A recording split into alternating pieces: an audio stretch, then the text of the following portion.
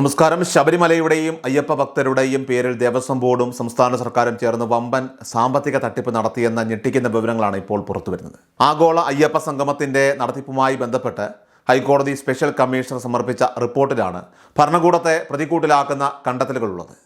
ഭക്തർ നൽകുന്ന കാണിക്കപ്പണവും സാധാരണക്കാരൻ്റെ നികുതി പണവും വകമാറ്റി ചിലവഴിച്ചും മാനദണ്ഡങ്ങൾ ലംഘിച്ച് കരാറുകൾ നൽകിയും വലിയ രീതിയിലുള്ള കൊള്ളയാണ് നടന്നതെന്ന് റിപ്പോർട്ട് വ്യക്തമാക്കുന്നു. സർക്കാരിന് ഈ പരിപാടിയുമായിട്ട് യാതൊരു ബന്ധവുമില്ലെന്ന് മുഖ്യമന്ത്രിയും ദേവസ്വം ബോർഡും ആവർത്തിക്കുമ്പോഴും സത്യത്തിൽ എല്ലാ നീക്കങ്ങളും മുകളിൽ നിന്നുള്ള കൃത്യമായിട്ട് നിർദ്ദേശപ്രകാരമായിരുന്നുവെന്നാണ് പുറത്തുവരുന്ന സൂചന.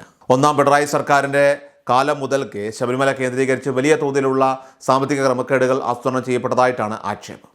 ഇതിനായി ദേവസ്വം ബോർഡ് പ്രസിഡന്റ് സ്ഥാനത്ത് പത്മകുമാറിനെയും കമ്മീഷണറായി എൻ വാസുവിനെയും നിയമിച്ചത് മുതൽ വലിയ അഴിച്ചുപണികളാണ് നടന്നത്.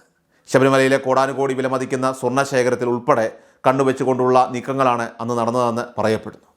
നിയമപ്രകാരം കാലാവധി കഴിഞ്ഞിട്ടും CPM നേതാക്കൾ പോലും അമ്പരക്കുന്ന രീതിയിൽ എൻ വാസുവിനെ വീണ്ടും ബോർഡ് പ്രസിഡന്റ് സ്ഥാനത്തേക്ക് കൊണ്ടുവന്നത് പഴയ ക്രമക്കേടുകൾ ഒളിപ്പിച്ചു വെക്കാനായിരുന്നുവെന്ന ആരോപണം ഇപ്പോൾ ശക്തമാവുകയാണ്.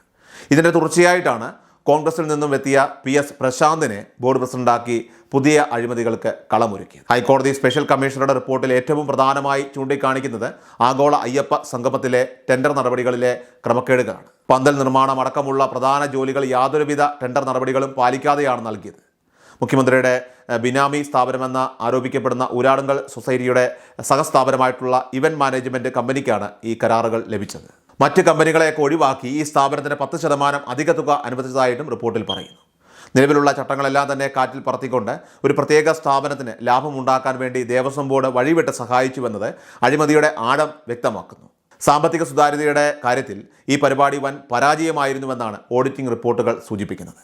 GST ബില്ലുകളോ കൃത്യമായ ചെലവ് കണക്കുകളോ ഹാജരാക്കാൻ ബോർഡിന് സാധിച്ചിട്ടില്ല. പല പ്രവർത്തികളും ഉപകരാർ നൽകിയതിലൂടെ വൻ തുക ചോർന്നു പോയിട്ടുണ്ട്. കലാപരിപാടികൾക്കായിട്ട് വെറും 2 ലക്ഷം രൂപയാണ് അനുവദിച്ചിരുന്നതെങ്കിലും 8 ലക്ഷം രൂപയോളം ചെലവഴിച്ചതായാണ് കാണിച്ചിരിക്കുന്നത്. കൂടാതെ സ്പോൺസർഷിപ്പ് ഇനത്തിൽ ലഭിച്ച 2 കോടിയോളം രൂപയുടെ കാര്യത്തിലും വലിയ അവ്യക്തത നിലനിൽക്കുന്നുണ്ട്. VIP-കളുടെ ഭക്ഷണ ചെലവിനും മരാമത്ത് പണികൾക്കുമൊക്കെ തന്നെ കണക്കില്ലാത്ത തുക എഴുതിയെടുത്തത് അതുവഴി ദേവസ്വം ബോർഡിന് വലിയ സാമ്പത്തിക നഷ്ടമാണ് ഇപ്പോൾ ഉണ്ടാക്കിയിരിക്കുന്നത്. കേരളത്തിലെ ജനങ്ങളെയും കോടതിയെയും ഒരുപോലെ കബളിപ്പിച്ചുകൊണ്ടാണ് സർക്കാർ ഈ പരിപാടിയുമായിട്ട് മുന്നോട്ട് പോയത്. ഇത് കേവലം ഒരു ഭക്തി സംഗമമല്ലെന്നും മറിച്ച് സർക്കാരിൻ്റെ രാഷ്ട്രീയ അജണ്ടകൾ നടപ്പിലാക്കാനുള്ള വേദിയായിരുന്നു എന്നും വിമർശകർ പറയുന്നു. കോടതിയുടെ കർശന ഉത്തരവുകൾ നിലനിൽക്കെയാണ് സാമ്പത്തിക സുതാര്യതയില്ലാത്ത ഇത്തരം പ്രവർത്തനങ്ങൾ നടന്നത്. ഓരോ ഇനത്തിലും എത്ര തുക ചെലവാക്കിയെന്നോ ആർക്കൊക്കെയാണ് പണം നൽകിയതെന്നോ ഉള്ള കൃത്യമായ വിവരങ്ങൾ ഓഡിറ്റർക്ക് പോലും തിട്ടപ്പെടുത്താനായിട്ട് കഴിയാത്ത വിധം തെളിവുകൾ നശിപ്പിക്കപ്പെട്ട നിലയിലാണ്. സർക്കാരിൻ്റെ നേരിട്ടുള്ള ഇടപെടലില്ലാതെ ഒരു ദേവസ്വം ബോർഡ് പ്രസിഡന്റിനും ഇത്ര വലിയ അഴിമതികൾ അത് ചെയ്യാൻ ധൈര്യം ലഭിക്കില്ല എന്ന വസ്തുതയിലേക്കാണ് വിരൽ ചൂണ്ടുന്നത്.